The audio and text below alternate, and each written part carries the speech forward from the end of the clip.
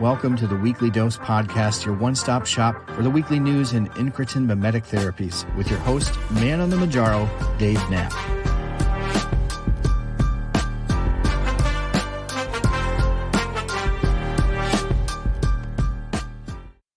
Welcome to this week's edition of On the Pen, the Weekly Dose Podcast. I'm Dave Knapp, ManOnMounjaro. That's why I'm here. You are on the pen. That's why you're here. Wegovy, Saxenda, Victoza, Trulicity, Mounjaro, Zepbound, that pen. That is what we talk about. All of the news in the world of incretin mimetic therapies for the week. I round it up here on this podcast. We release it typically Monday night, Tuesday of every week. And so I hope that you've been enjoying this podcast. If you have, please consider giving it a 5-star rating and review wherever you get your podcasts at. That really helps. So thank you for those who have done that. Cloakster, you left an awesome review this past week. Thank you for that. Really, really appreciate it.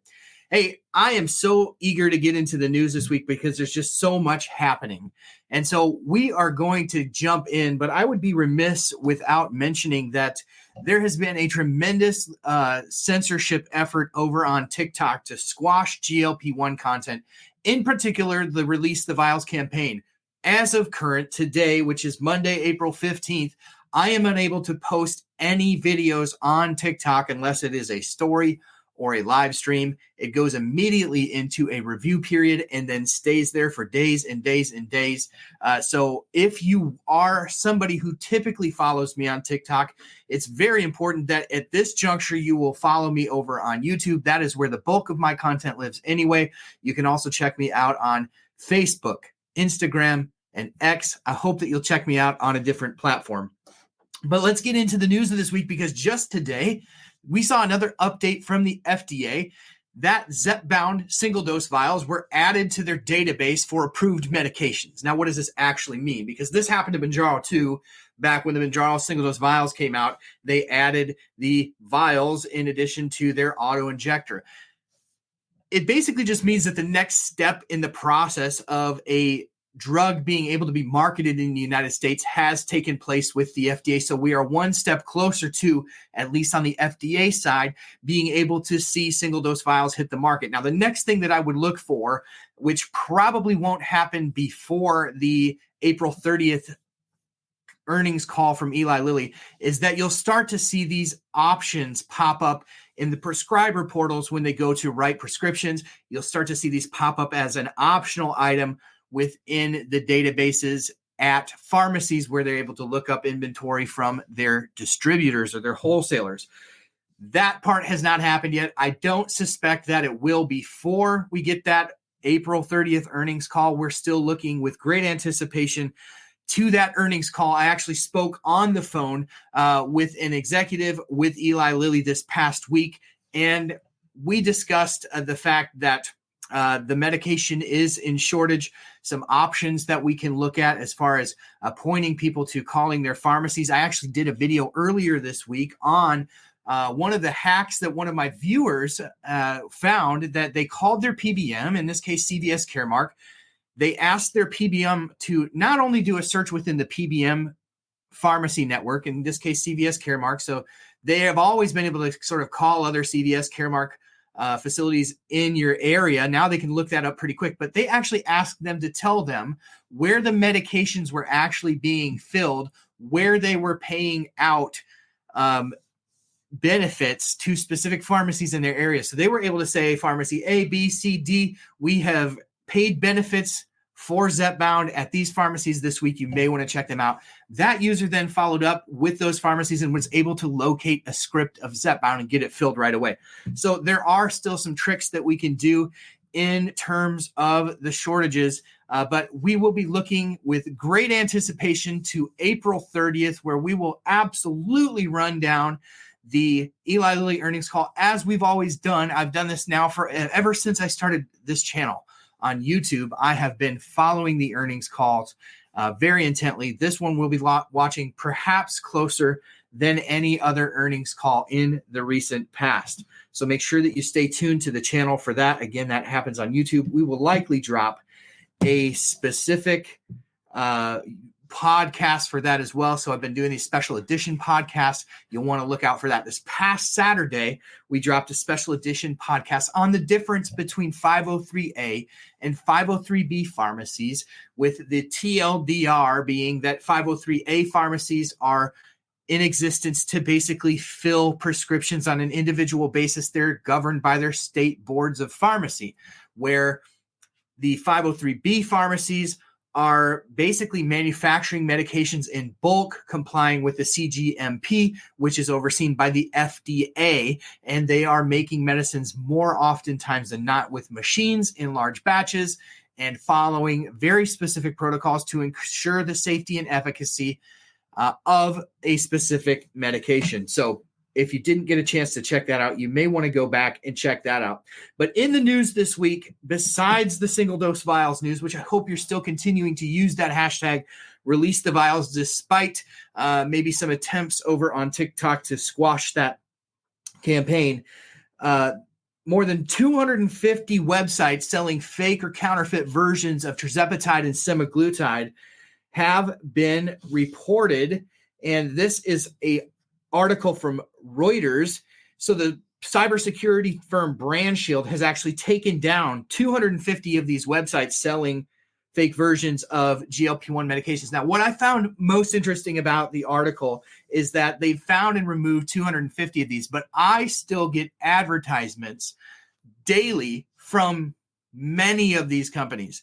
And so whether this is sort of a shot across the bow, or this is just kind of a way to get it into the mainstream media that this kind of stuff is happening, this counterfeiting of these medications is happening, it's just a drop in the bucket, right? So that's why it's all the more important to check out the podcast from this weekend, where I sort of delineate when we talk about compounds. Oftentimes, these research grade chemicals get thrown into the discussion as if they are equivalent to a 503A or 503B pharmacy version. They are not, because they have no oversight, no accountability. That's why they are labeled not for human consumption.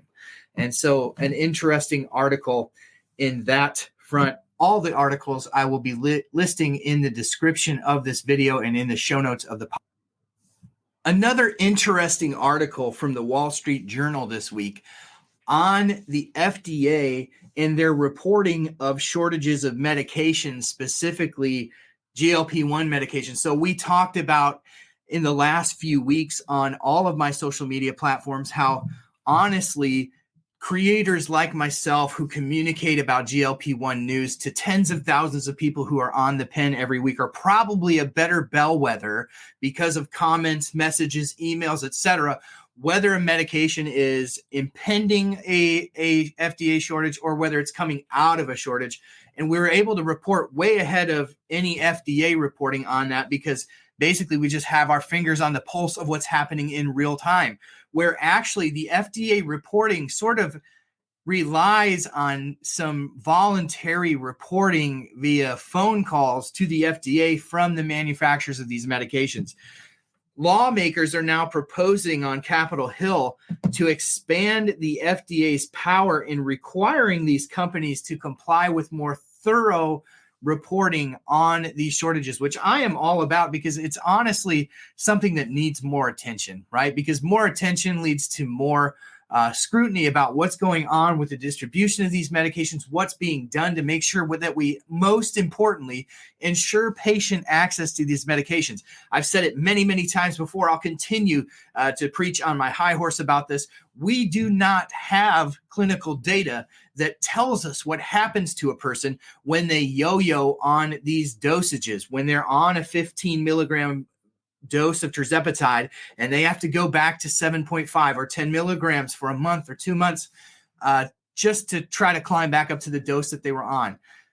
We don't have data that says what that does or what that does to the efficacy of the drug over time. And so I think that the argument against compounds or generic versions of these medications starts to lose a lot of its oomph, because all of a sudden you're saying, well, those aren't FDA approved versions. Well, neither is the titration schedule that is being forced upon people due to the shortages. So people ought to have options.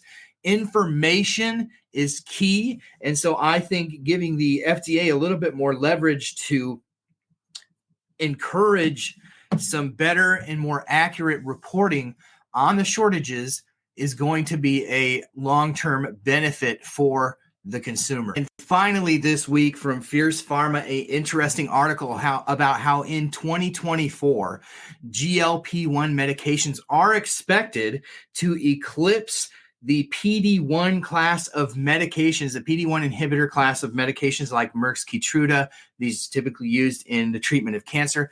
Those drugs expected to be in the low 40 millions this year, low 40 billions this year, where the GLP-1 class of medications are expected to hit $50 billion in sales this year, and we are just getting started. So a tremendous amount of money pouring into GLP-1s this year.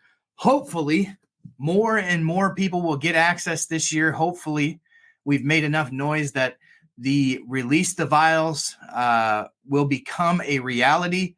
Again, I hope that you will be paying close attention to this channel to follow, as you always do, the updates on the earnings call. Can't wait to bring that information to you in the next couple of weeks. It is going to be a busy week that week, talking about the release, hopefully the impending release of the vials. I can't wait to bring it to you. Thank you for being here. Thank you for being the best part of what we do at On the Pen. Thank you for tuning in to this week's installment of the Weekly Dose podcast. I hope that you'll give it, again, a 5-star rating and review. Make sure that you follow all my social channels, anywhere where you hang out on social media. Make sure that you give me a follow, especially if that place is not TikTok, because right now it is I cannot get information out there. So you'll have to make sure you pay extra close attention to the website. Please consider signing up for email alerts. In the description of this video, I'll have a link. We'll be doing more email alerts, more articles on the website. Just one more way to stay in touch with breaking news. If you are on the pen, thanks again for being here, and we will see you next week on the pen.